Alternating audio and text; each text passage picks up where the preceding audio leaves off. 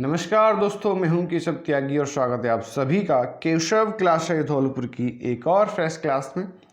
दोस्तों, इस क्लास में हम बात करने वाले हैं राजस्थान कला संस्कृति का जो टॉपिक है लोक नृत्य से बनने वाले कुछ मोस्ट इम्पोर्टेंट क्वेश्चंस पर।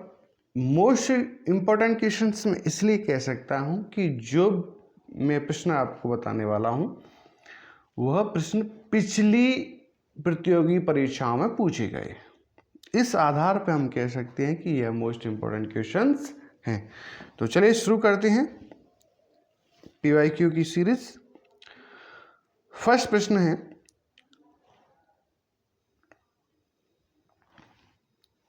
राजस्थान राज्य की आत्मा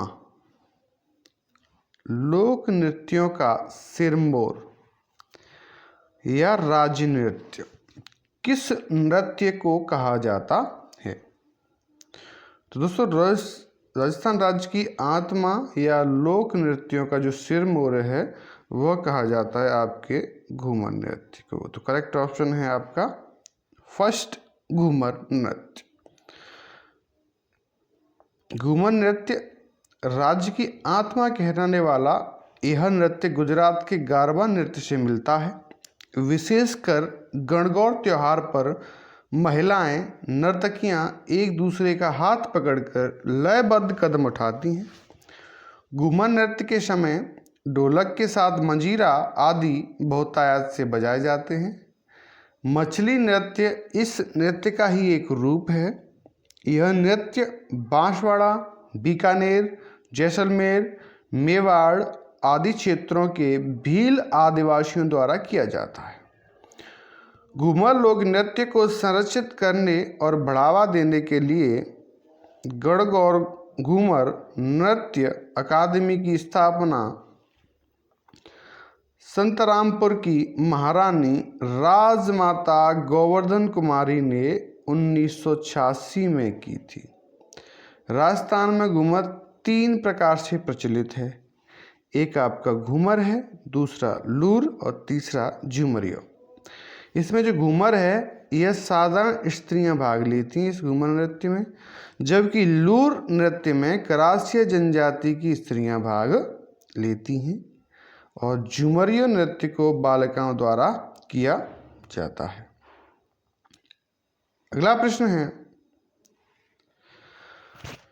राजस्थान का कौन सा लोक नृत्य केवल महिलाओं द्वारा किया जाता है? यानी ये जो 4 ऑप्शन है, चंग, गैर, डोल और घूमर, ये 4 नृत्य हैं। इनमें से कौन सा नृत्य है जो केवल महिलाओं द्वारा किया जाता है अर्थात उसमें पुरुष भाग नहीं लेते?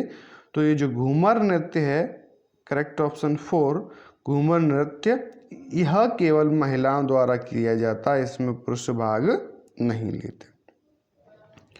अगला प्रश्न है, निम्न में से कौन सा मात्र पुरुषों द्वारा किया जाने वाला नृत्य नहीं है?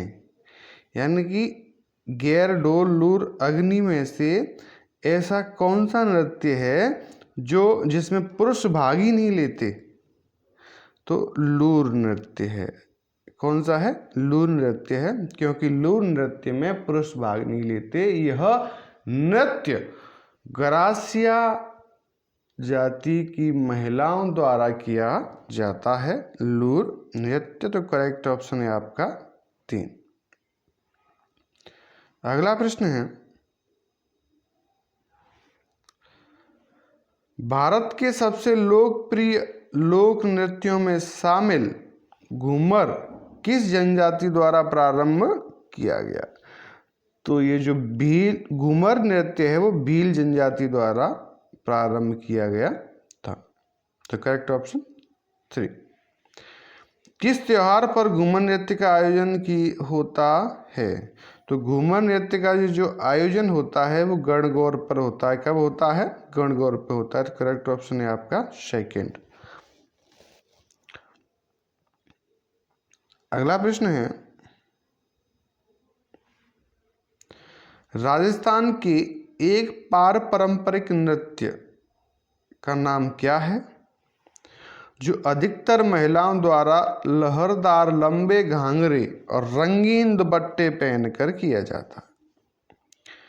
नृत्य में एक सम्मोहक लय होती है जो चरम स्थिति में पहुंचने तक गति पकड़ती जाती है।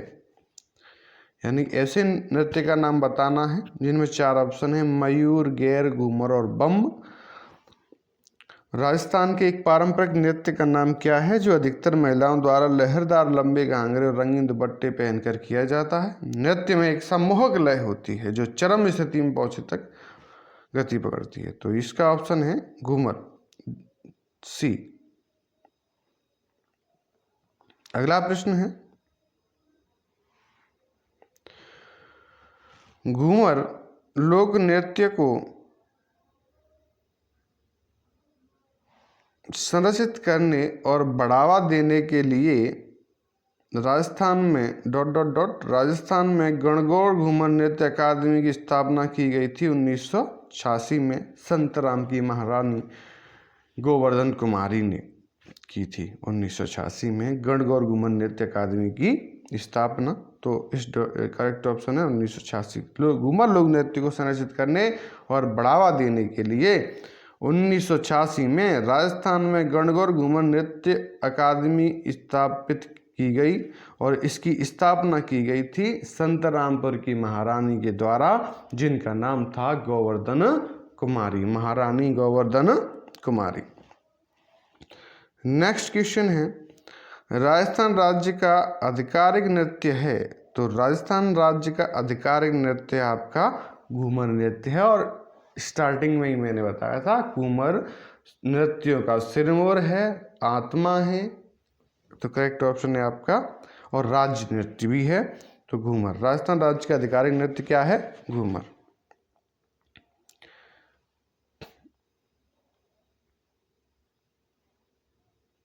अगला प्रश्न है, चंग नृत्य राजस्थान के ... क्षेत्र से संबंधित है?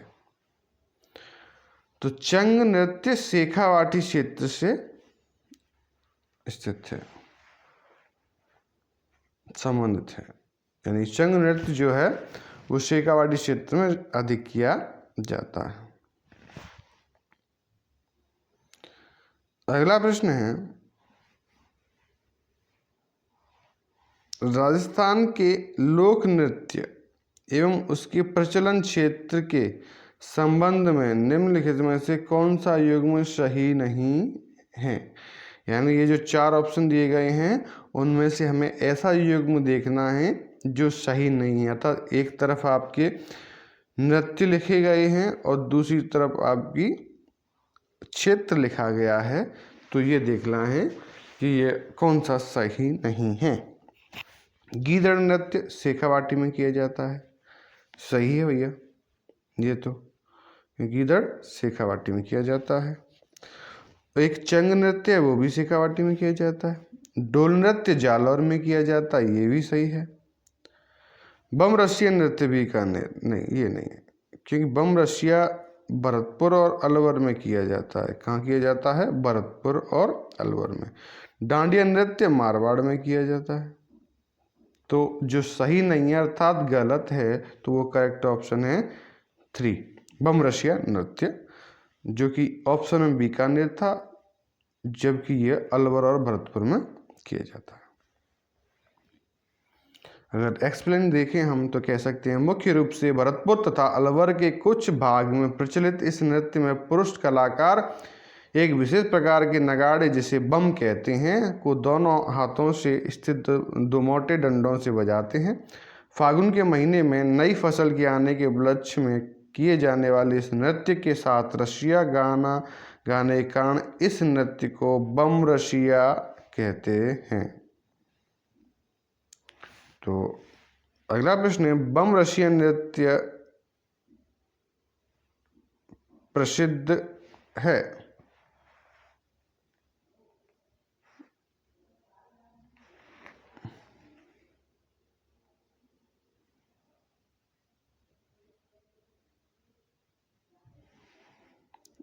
बम रसिया नृत्य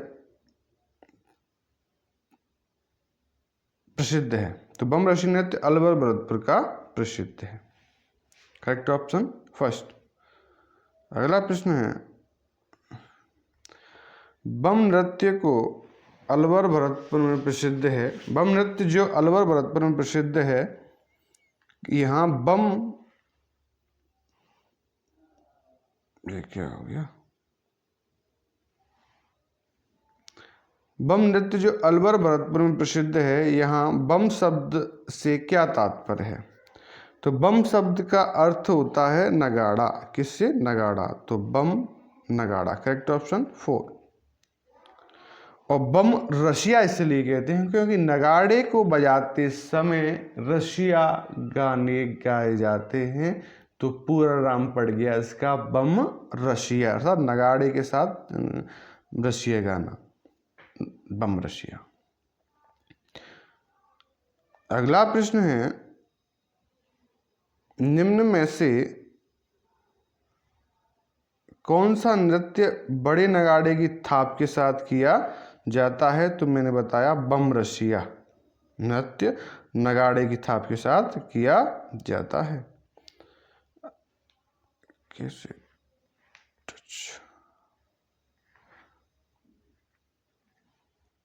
अगला प्रश्न है आपका, 13 ताली नृत्य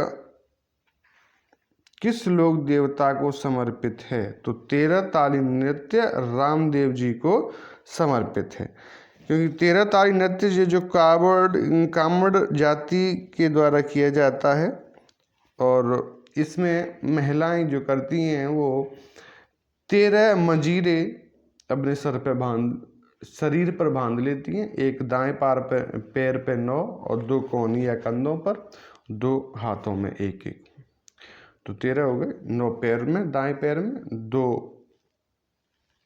कोहनी या कंधों पर दोनों हाथों की पर, और 2 यानी कि एक एक दोनों हाथों में। तो 13 मंजीरे बजाए जाते हैं और रामदेव जी के लिए समर्पित होता है 13 ताली नृत्य। एक्सप्लेन हम देखें तो 13 ताली नृत्य कामड़ जाति बाबा रामदेव जी के भोपे की नर्तकियां ध्वनि को लय को सुनने के पश्चात बैठकर विविध हाव भाव के साथ नृत्य करती हैं। इसमें 13 मंजीरों की आवश्यकता होती है, जिसमें से 9 मंजीरे दाएं पांव पर, 2 हाथों की कोहनी के ऊपर और 2 एक एक दोनों हाथों में होती हैं। 13 मंजीरों की खनखती ताल पर नृत्य करने के कारण ही इस नृत्य को 13 ताली कहा जाता है। यहाँ चौतारा वाद्य यंत्र या तानपुर या मंजीरा उपयोग में लिए जाते हैं। या डूंगरपुर पोकरण डीडवाना का विशेष क्षेत्र में प्रचलित होते हैं। ये कामड़ जाति की महिलाओं के द्वारा किया जाता है रामदेव जी के मेले में। 13 ताली नृत्य का संबंध किस जाति से है? तो अभी हमने बताया कामड़ जाति से। कौन सी जाति से? कामड़ जाति की महिलाएं करती हैं। बाबा रामदेव की आराधना में किया जाने वाला नृत्य है 13 ताली नृत्य। बाबा रामदेव जी की आराधना में किया जाता है।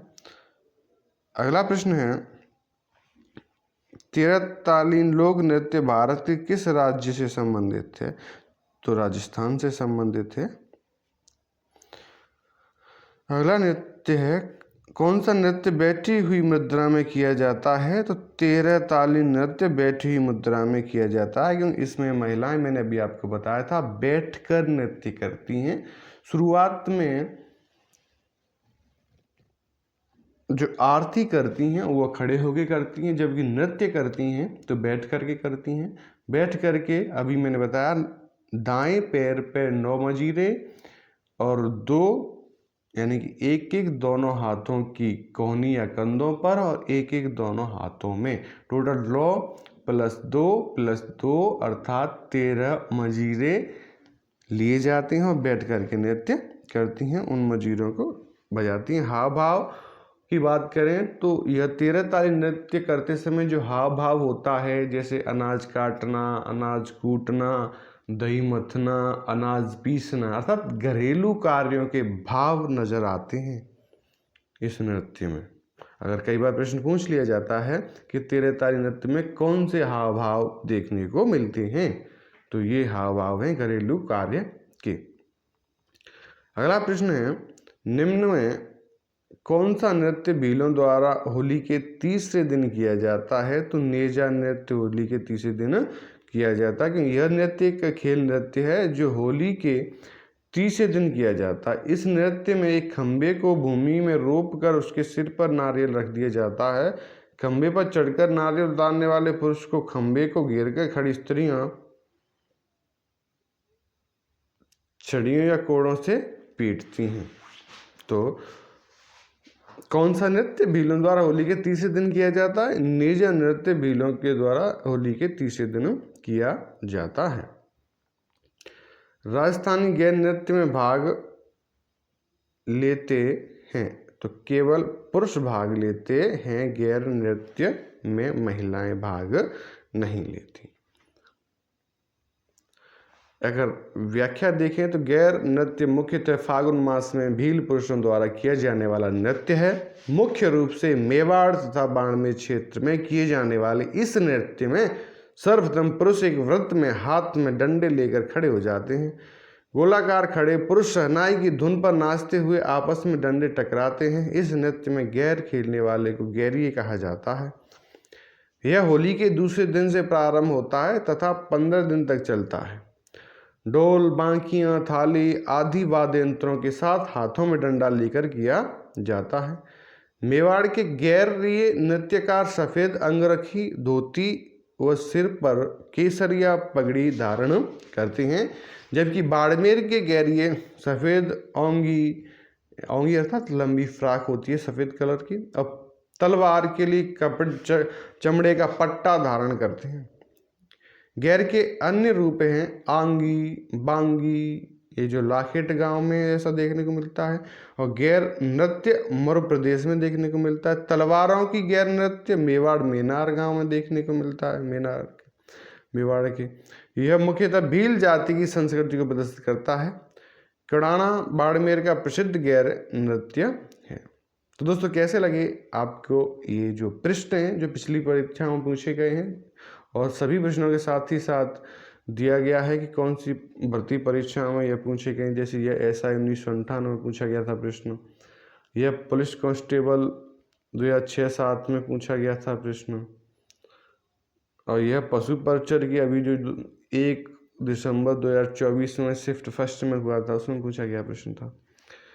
तो दोस्तों, नेक्स्ट क्वेश्चंस अगली वीडियो में मिलेंगे आपको। तब तक के लिए नमस्कार, जय हिंद, जय भारत, वंदे मातरम।